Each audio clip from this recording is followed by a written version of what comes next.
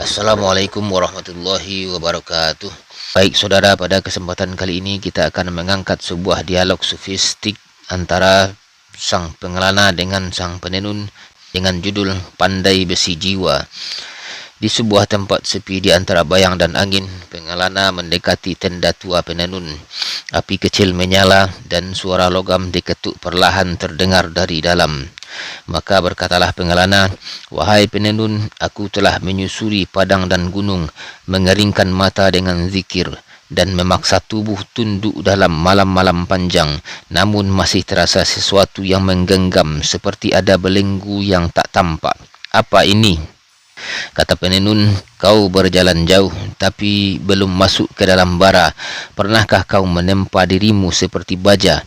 Pernahkah kau menjadi pandai besi bagi jiwamu?" Kata pengelana, "Aku tak tahu apa maksudmu. Bukankah aku telah meninggalkan dunia, mengasingkan diri, menolak kenikmatan?" Kata penenun, "Itu hanya memotong pinggir kain, tapi benang-benangnya masih menjulur ke dalam." Abu Yazid, seorang yang tertempah, pernah berkata, "Selama 12 tahun aku adalah pandai besi bagi jiwaku." Ia tidak langsung melihat cahaya. Ia memukul keras ego dan nafsunya, menahannya dalam api hingga jiwanya menjadi lebur, bukan sekedar lurus. Kata pengelana, "Dan setelah 12 tahun, apakah ia mencapai kemurnian?" Kata penenun, "Tidak. Ia menjadi cermin bagi hatinya selama 5 tahun. Ia membersihkan pantulan-pantulan ilusi dari dalam. Tapi saat ia melihat ke dalam, ia masih menemukan sabuk seorang kafir. Bukan di pinggang lahiriahnya, tapi melingkar di batinnya. Sebuah simbol keterikatan yang tersembunyi. Ia telah menyapu lantai, tapi debu masih menempel di dinding-dinding hati yang tak tampak." Kata pengelana, "Apa makna sabuk itu?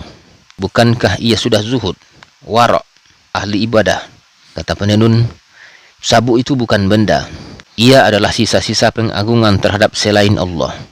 Kadang berupa kebanggaan atas kesolehan, kadang cinta pada sanjungan, kadang keinginan agar dilihat sebagai yang tahu." Ia memotong sabuk lahirnya 12 tahun lagi, tapi saat menengok ke dalam, ia melihat sabuk yang sama terikat di hati. Butuh 5 tahun lagi untuk melonggarkannya. Kata pengelana, "Jadi apakah mujahadah itu tiada akhir?"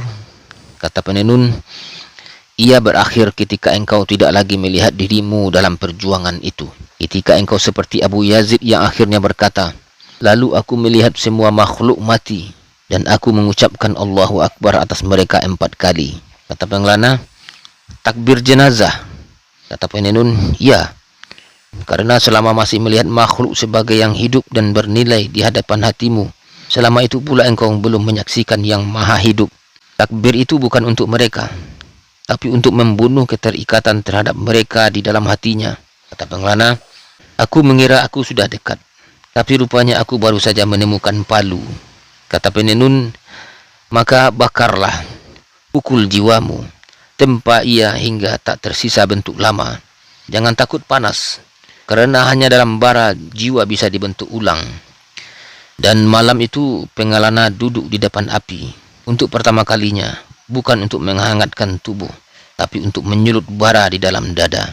Baik saudara, demikian penyampaian kali ini, semoga bermanfaat. Assalamualaikum warahmatullahi wabarakatuh.